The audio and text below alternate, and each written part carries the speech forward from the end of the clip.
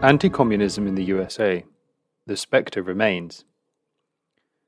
The spectre of communism haunts the US Congress 175 years later. The following article is reproduced from the Marx Engels Institute with thanks. Quote, "A spectre is haunting Europe. The spectre of communism. All the powers of old Europe have entered into a holy alliance to exorcise this spectre. Pope and Tsar, Metternich and Guizot, French radicals and German police spies. Where is the party in opposition that has not been decried as communistic by its opponents in power? Where is the opposition that has not hurled back the branding reproach of communism against the more advanced opposition parties, as well as against its reactionary adversaries?" End quote. Karl Marx and Friedrich Engels, The Communist Manifesto, 1848 Preamble. It is 175 years since the famous lines quoted above were first published as a dramatic preamble to the Communist Manifesto.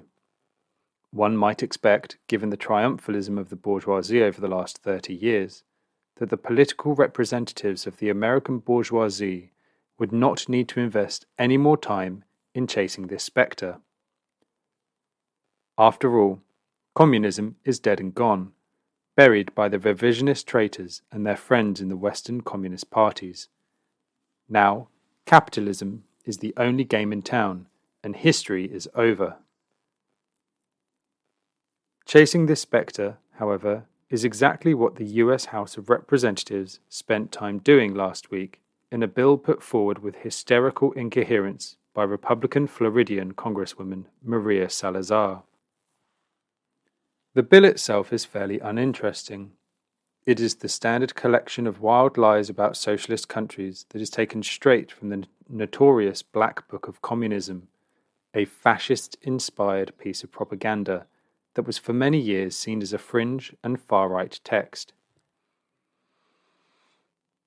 Since the implosion of the USSR, however, there have been a persistent push from reactionaries in the USA and their proxies and allies in places like Poland especially, to ensure that claims made in the Black Book become accepted fact, that of its claims are assumed to be true in order to equate communism with Nazism.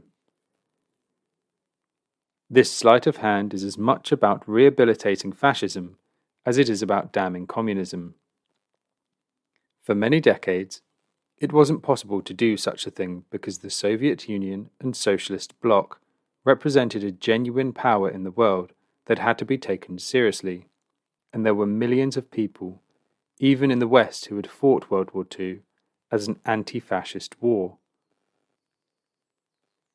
With the disappearance of the East European Socialist Bloc and the generation that fought in that war, an opportunity has arisen for ultra-reactionary stooges of imperialism to put their falsified view of history out into public circulation.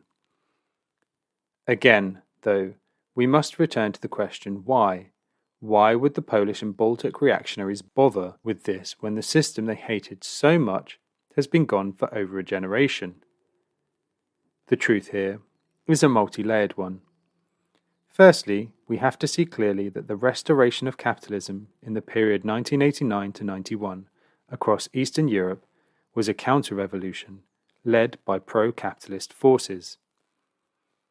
These bourgeois forces and their backers in Germany, Britain, and the USA know very well that when your class has secured power, it remains insecure, particularly when you are overseeing a wholly parasitical system, in which case the ideology of your enemy needs to be continually and mercilessly suppressed. This is particularly true in the Baltic states, where deindustrialization and depopulation have risen exponentially in the period since capitalist restoration.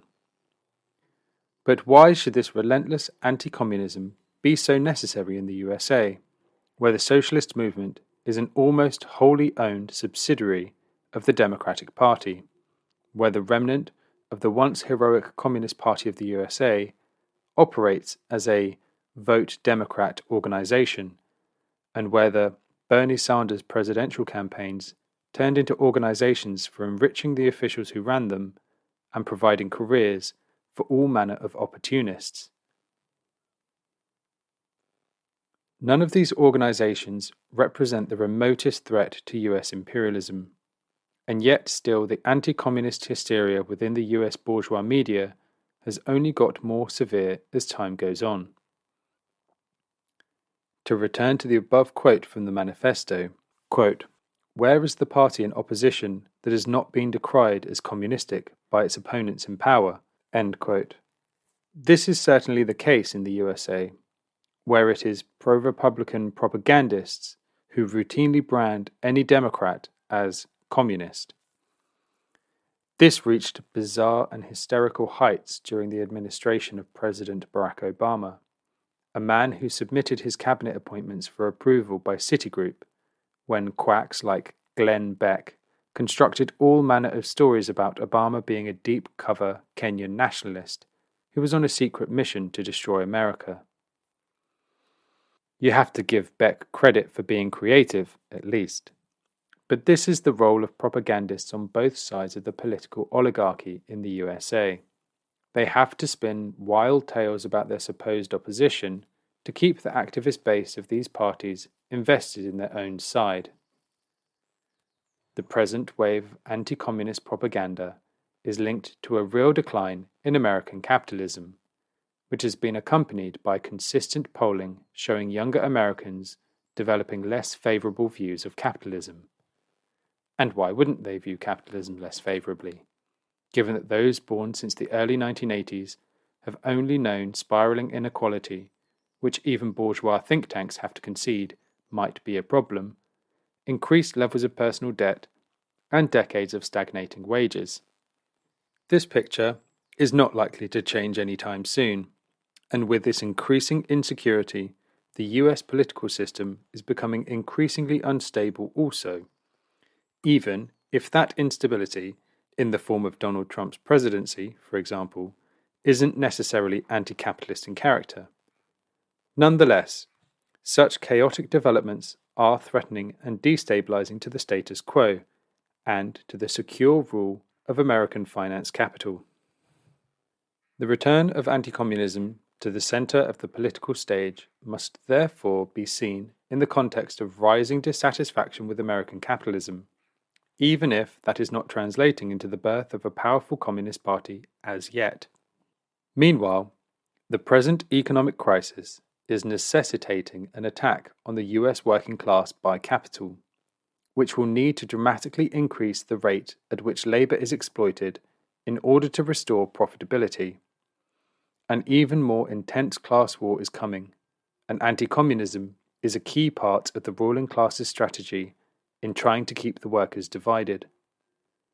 To prevent the American working class reaching dangerous conclusions, the bourgeoisie needs to make sure that the real alternative is as damaged as possible in the popular mind, so that any revolt that does break out can be channeled into safe avenues such as fake populism or support for some kind of American Bonapartism. Anti-communism remains a vital weapon in the arsenal of our enemies, and so we must familiarize ourselves with its arguments, however outlandish, and be prepared to counter the lies of the ruling class about both our history and our future.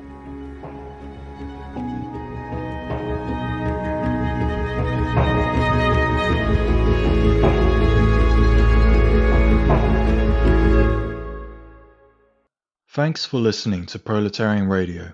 We aim to bring you the best Marxist analysis on current affairs, revolutionary history, and theory. Do like, comment, subscribe, and share our content to help us reach the widest possible audience. We are a small organization with limited resources, and we need workers' support if we are to grow and fulfill our mission. If you are able to make a one-off or regular donation, no matter how small, please visit our website at thecommunists.org and register as a supporter.